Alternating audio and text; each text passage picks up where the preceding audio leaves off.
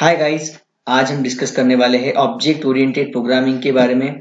Object oriented programming क्या होती है, किस तरह से हम ऑब्जेक्ट ओरिएंटेड प्रोग्रामिंग को यूज कर सकते हैं and all right. So basically अगर बात की जाए ऑब्जेक्ट ओरिएंटेड प्रोग्रामिंग की, तो उसका अगर इंट्रोडक्शन हम देखें, जैसे ऑब्जेक्ट ओरिएंटेड प्रोग्रामिंग को ही हम ओओपी कहते हैं, right. It's OOP stands for object oriented programming. तो ओपी ये एक्चुअली गाइस टेक्निक है, it is not the technology. पहले तो इसका मतलब हमको समझना होगा that it is, if it is a technique, if it is not a technology, मतलब इसका डिफरेंस क्या है। तो जैसे अगर हम टेक्नोलॉजी, कोई आसान चीज है उसको और आसान कैसे किया जाए, that is what the technology means. For example, जैसे अगर इसका एग्जांपल लिया जाए तो what we can say C language was there into the market. C language was there into the market, लेकिन सी लैंग्वेज के जरिए हम जो सॉफ्टवेयर बना सकते थे या फिर बना सकते हैं जैसे ड्राइवर सॉफ्टवेयर एंड ऑल, तो उसमें कुछ लिमिटेशंस थी, सी लैंग्वेज की कुछ लिमिटेशंस थी। तो सी लैंग्वेज की लिमिटेशंस को ओवरकम करने के लिए मार्केट में what we can say C plus plus language आ गई। अब सी प्लस प्लस लैंग्वेज अच्छे से चल रही थी, उसका यूज करके हम सॉफ्टवेयर बना सकते थे, बना पा रहे थे लेट्स से। तो फिर उसमें भी कुछ और लिमिटेशंस पाई गई, तो सी प्लस प्लस की जो लिमिटेशंस थी उसको कवर करने के लिए मार्केट में कोर जावा लैंग्वेज आ गई। ओके, अब कोर जावा से हम what we can say desktop applications बना सकते थे। What we can say core Java का यूज करके हम वेब सपोर्टिव एप्लीकेशंस भी बना सकते हैं। लेकिन उसमें भी कुछ लिमिटेशंस है। लिमिटेशंस ऐसे कि what we can say by using the core Java, अगर हम what we can say web supportive applications बनाते हैं, लेकिन अगर हमको वेब एप्लीकेशंस बनाने हैं, वेब एप्लीकेशंस डेवलप करने हैं, तो वेब एप्लीकेशंस अगर हमको डेवलप करने हैं तो वो by using core Java possible नहीं है। तो इसीलिए फिर मार्केट में advance Java let's say launch किया। तो एडवांस जावा से हम what we can say web applications भी डिजाइन एंड डेवलप कर सकते हैं। ओके, फिर एडवांस जावा में भी कुछ प्रॉब्लम्स थे, वीकनेसेस थे। तो लेट्स से उसको, अगर एडवांस जावा का यूज करके हम कोई वेबसाइट बनाते हैं, web application design and develop करते हैं, तो थोड़ा कॉम्प्लेक्सिटी थोड़ी हाई है या फिर उसको टाइम रिक्वायरमेंट ज्यादा लगती है वो एप्लीकेशन। तो फ्रेमवर्क्स मार्केट में आ गए। Okay, getting it. तो इस तरह से अभी मतलब कि जो, अब देखो, जैसे सी लैंग्वेज से सी प्लस प्लस तो ऑलवेज बेटर थी, राइट। अब काम तो सी लैंग्वेज से भी हो रहा था, सी लैंग्वेज से भी हम सॉफ्टवेयर बना सकते थे, लेकिन उससे भी और अच्छे सॉफ्टवेयर अगर हमको बनाना है, उससे भी कम समय में हमको डिजाइन एंड डेवलप करना है, तो सी प्लस प्लस आ गई मार्केट में। सी प्लस प्लस से भी सॉफ्टवेयर बना सकते थे, तो सी प्लस प्लस से भी और आसान तरीके से हम कैसे सॉफ्टवेयर बना पाएंगे, तो जावा मार्केट में आ गई।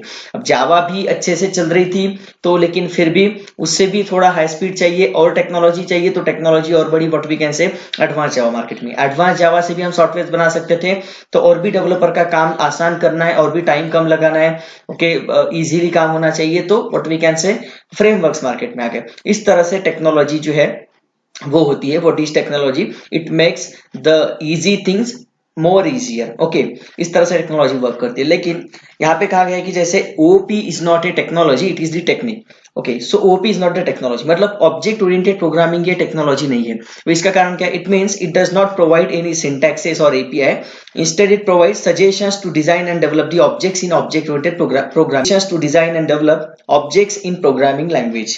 मतलब क्या कि प्रोग्रामिंग लैंग्वेजेस में ये किसी तरह का आपको ऑब्जेक्ट ओरिएंटेड प्रोग्रामिंग एपीआईज नहीं प्रोवाइड करती है, predefined APIs, predefined classes OP हमको डायरेक्ट प्रोवाइड नहीं करती है। तो उसकी जगह पे ये सिर्फ सजेशंस प्रोवाइड करती है। ओओपी एक तरह की सजेशन बुक है, गेटिंग इट, एक तरह की सजेशन बुक है। तो ये सजेस्ट करती है कि कैसे हम ओओपी को इंप्लीमेंट करें हमारे प्रोग्रामिंग में। ये उसके लिए कोई predefined API, predefined set of classes हमको नहीं प्रोवाइड करती है। तो ये डिफरेंस है, ऑलराइट। सो अगर लेट्स से एडवांस जावा है, एडवांस जावा को हम टेक्नोलॉजी कह सकते हैं, तो वहां पे सेट ऑफ एपीआईज है, ओके, वहां पे सेट ऑफ क्लासेस है, एपीआई एडवांस जावा हमको प्रोवाइड करती है, सो दैट्स व्हाई हम एडवांस जावा को टेक्नोलॉजी कह सकते हैं। लेकिन ओओपी को हम टेक्नोलॉजी क्यों नहीं कहेंगे? क्योंकि ये हमको कोई एपीआई प्रोवाइड नहीं करती है, कोई प्रीडिफाइंड क्लासेस प्रोवाइड नहीं करती है, instead it just provides the suggestions only, getting it. तो ये कांसेप्ट है। Then why OOP? क्वेश्चन ये आता है कि ऑब्जेक्ट ओरिएंटेड प्रोग्रामिंग की जरूरत क्या पड़ी, इसको लॉन्च करने की क्या जरूरत पड़ी, इससे फायदे क्या होंगे? तो इसका आंसर हमको इस क्वेश्चन से मिल जाएगा, why OOP, why we should go for the object oriented programming. इसका आंसर सिंपल है, object oriented programming is a methodology,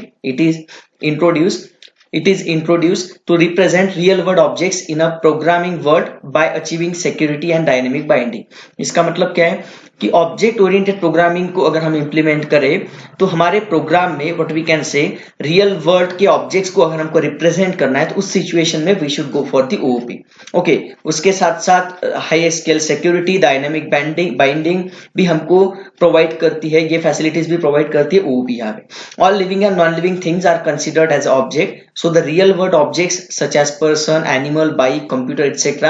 can be created by using OOP language by using a class. Okay, what does it means?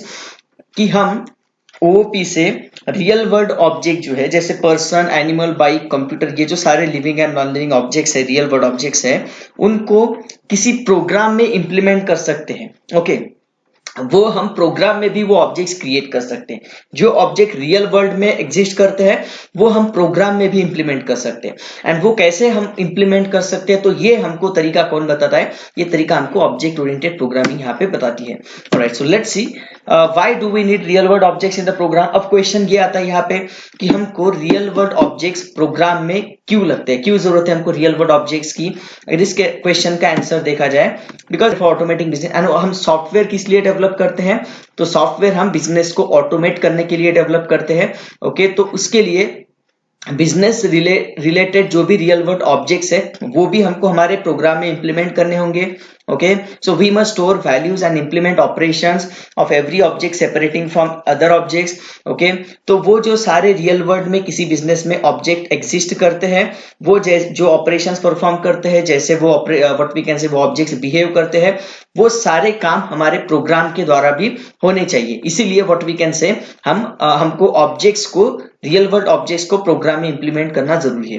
Why do we need real world objects then? क्योंकि हमको business के लिए software बनाना है, develop करना है।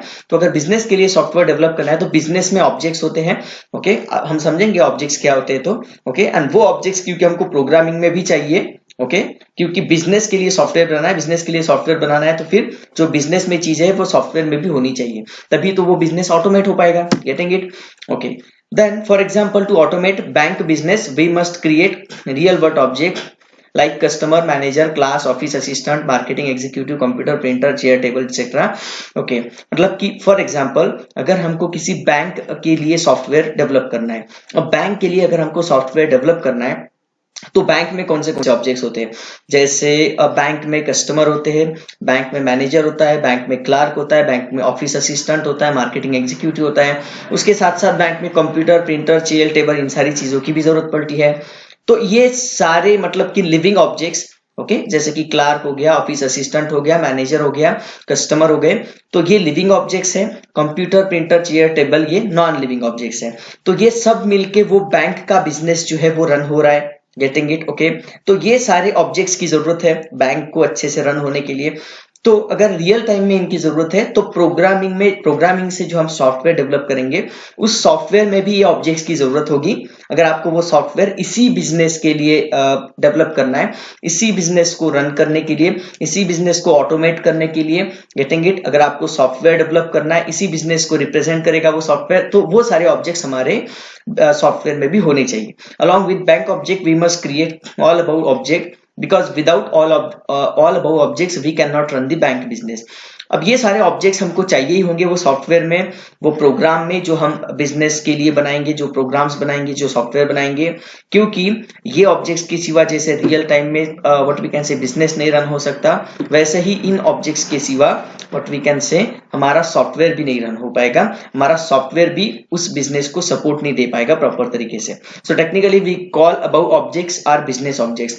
तो इसीलिए ये जो सारे ऑब्जेक्ट्स है हम इनको बिजनेस ऑब्जेक्ट भी कहते हैं। क्यों बिजनेस ऑब्जेक्ट कहते हैं? क्योंकि यही ऑब्जेक्ट से वो बिजनेस एग्जीक्यूट हो रहा है, यही ऑब्जेक्ट से वो बिजनेस चल रहा है, ओके, इंप्रूवमेंट कर रहा है, वो बिजनेस आगे बढ़ रहा है। ओके, सो इसीलिए ये बिजनेस ऑब्जेक्ट इनको कहा जाएगा, क्योंकि ये ऑब्जेक्ट्स जरूरी है एक बिजनेस को अच्छे से रन करने के लिए। ओके, देन इस पर से अगर हम ऑब्जेक्ट ओरिएंटेड प्रोग्रामिंग की डेफिनेशन करना चाहे तो वो डेफिनेशन क्या हो सकती है? So let's say OOP is a methodology that provides a way of modularizing a program by creating partitioned memory area for both data and methods that can be used as a template for creating copies of such modules objects on demand। मतलब कि OOP is a methodology, पहले तो OOP एक methodology है, we know that it is a technique, it is a methodology, इसको technique को हम methodology भी कह सकते हैं। मतलब ये सिर्फ हमको सजेशंस प्रोवाइड करती है, okay, it is not a technology that provides a way of modularising a program. ये हमको प्रोवाइड्स एक तरीका बताती है, ओओपी हमको एक तरीका बताती है कि हमारे प्रोग्राम को मॉड्यूलराइज कैसे किया जाए, मतलब उसको ब्रेक कैसे किया जाए, ओके, उसको चंक्स में डिवाइड कैसे किया जाए। ओओपी जो ये मेथडोलॉजी है, ये हमको एक तरीका बताती है कि कैसे हम हमारे प्रोग्राम को मॉड्यूल्स में डिवाइड कर सकते हैं। मॉड्यूल्स का मतलब यहाँ पे हम ऑब्जेक्ट्स लेंगे, ऑब्जेक्ट्स बना सकते हैं हमारे प्रोग्राम के, ओके, एंड वो हर एक ऑब्जेक्ट के पास व्हाट वी कैन से वो सारे वेरिएबल्स एंड मेथड्स होंगे। जो वेरिएबल्स एंड मेथड एक टेम्पलेट के पास, जिसको हम यहाँ पे क्लास कहेंगे, उसमें होते हैं। जो क्लास में डेटा होगा वो सारे ऑब्जेक्ट्स के पास होगा। तो ये हम समझेंगे ऑब्जेक्ट क्लास क्या है। तो actually what is OOP? OOP is a methodology, it is a technique which provides a way to modularize a program, okay, into modules, or what we can say objects here. All right, then building blocks of OOP. OOP की जो basic building blocks है वो दो है। जैसे first of all, first one is the class and second one is the object, okay. तो ये दो बेसिक बिल्डिंग ब्लॉक्स के ऊपर पूरा ऑब्जेक्ट ओरिएंटेड प्रोग्रामिंग का कंसेप्ट खड़ा हुआ है, okay. Let's say every Java program must start with a class because using class only we can represent real world object like person, bike, animal etc.